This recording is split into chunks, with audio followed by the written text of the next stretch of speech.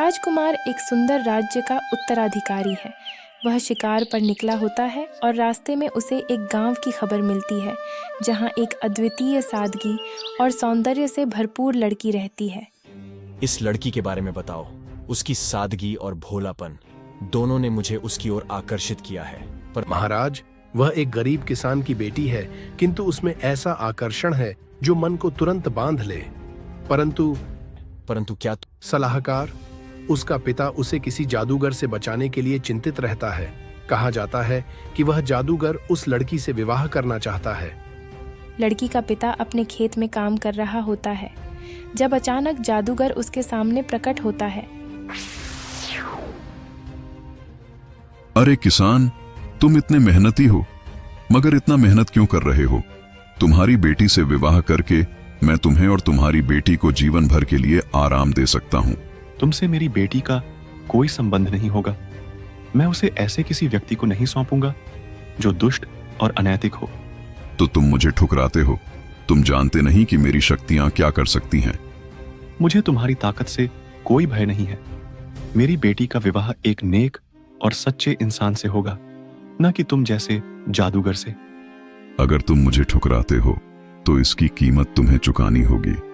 चाहे जो हो जाए, मैं अपनी बेटी की सुरक्षा के लिए सब कुछ सहने को तैयार हूं। मैं तुम्हें एक पत्थर की मूर्ति में बदल दूंगा और कोई भी तुम्हें तब तक नहीं छुड़ा सकेगा जब तक कोई मेरे 3 सवालों का जवाब नहीं दे देता। जादूगर एक मंत्र बोलता है और लड़की का पिता धीरे धीरे पत्थर में बदल जाता है। जादूगर हंसते हुए वहां से चला जाता है। लड़की अपने पिता को पत्थर में बदलते देखती है और उसकी आंखों में आंसू भर आते हैं। वह परेशान होकर अपने पिता को छूने की कोशिश करती है, पर कुछ भी काम नहीं करता।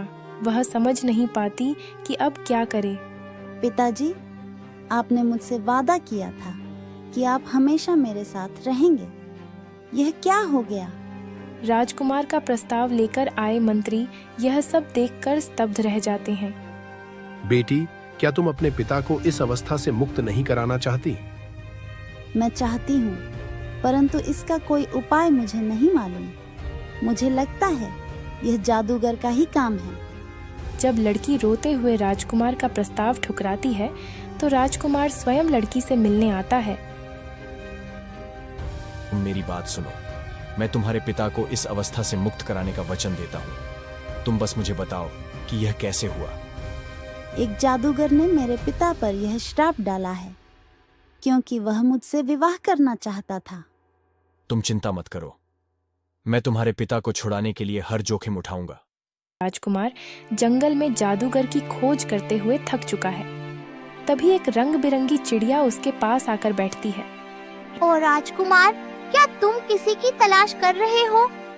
हाँ, मैं एक दुष्ट जादूगर को ढूंढ रहा हूँ जिसने एक मासूम किसान को पत्थर की मूर्ति बना दिया है। क्या तुम मुझे उस जादूगर तक पहुँचने का रास्ता बता सकती हो? तुम उस किसान को मुक्त कराना चाहते हो, परंतु यह इतना आसान नहीं है। मैं तुम्हें रास्ता दिखा सकती हूँ, लेकिन तुम्हें मुझ पर पूरा भरोसा करना होगा। मैं उसके हर धोखे का सामना करने के लिए तैयार हूँ। तुम्हें मुझ पर पूरा भरोसा रहेगा। मैं जंगल की हर पगडंडी जानती हूँ, परंतु कई राहें भटकाने वाली हैं। मेरे पास अपनी मंगेतर के पिता को बचाने के अलावा कोई और विकल्प नहीं है। ठीक है, मेरे पीछे चलो, पर एक बात याद रखो, जादूगर तुम्हें भ्रमित करने की कोशिश करेगा। राजकुमार जादूगर को ढूंढने की तैयारी करता है। चिड़िया आगे बढ़ती है और राजकुमार उसके पीछे पीछे चलता है। राजकुमार और चिड़िया जंगल में चलते हुए एक साधु के पास पहुंचते हैं।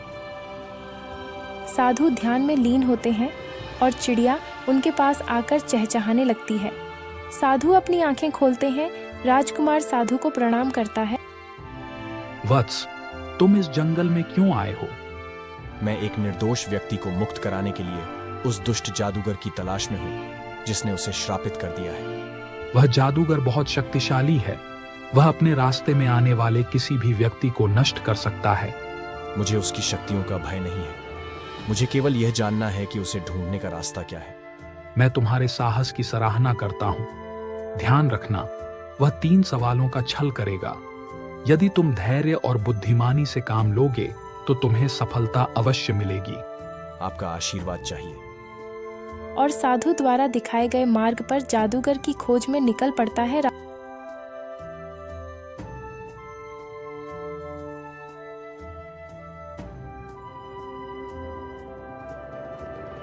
राजकुमार अंततः जादूगर के किले में पहुंचता है। जादूगर उसकी प्रतीक्षा कर रहा होता है और हंसते हुए उसका स्वागत करता है। ओ राजकुमार, तुम्हें देखकर अच्छा लगा। तुमने मेरी चुनौती स्वीकार की और यहाँ तक पहुँच गए। मैं यहाँ तुम्हारे छल को समाप्त करने आया हूँ। एक मासूम किसान को मुक्त कराने आया हूँ, जिसे तुमने पत्थर में बदल दिया है। ये इतना आसान नहीं है राजकुमार। तुम्हें मेरे 3 सवालों का उत्तर देना होगा। अगर तुम सही जवाब देते हो तो तुम्हें वह किसान मिलेगा, और अगर तुम गलत हुए। पूछो, मैं तैयार हूँ। ऐसी कौन सी चीज है जो जितनी ज्यादा बांटी जाती है उतनी ही बढ़ती है? यह तो आसान है।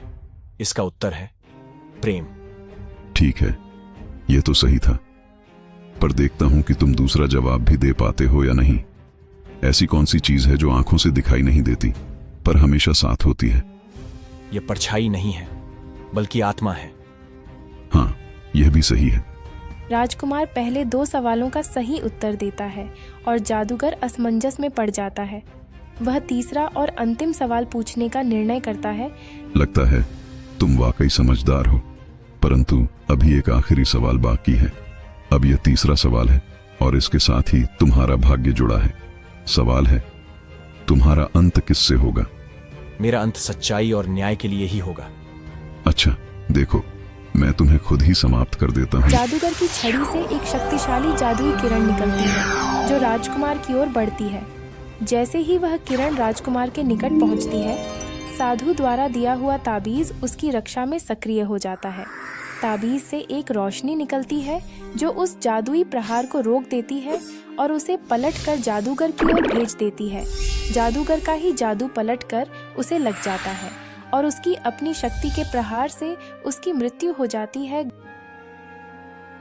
गांव लौटकर राजकुमार जादूगर की छड़ी से लड़की के पिता के पैर को छूता है। श्राप टूट जाता है और पिता पुनः अपने असली रूप में आ जाते हैं। बेटा, तुमने जो साहस और सच्चाई दिखाई वह अद्वितीय है। भगवान तुम्हें हमेशा सुखी रखे। यह साधु बाबा का आशीर्वाद था, जिसने मुझे बुराई के खिलाफ खड़े होने की शक्ति दी। गांव में धूमधाम से राजकुमार और लड़की का विवाह होता है और कहानी का सुखद अंत होता है। इस प्रकार सच्चाई और ईश्वर के आशीर्वाद से बुराई का अंत होता है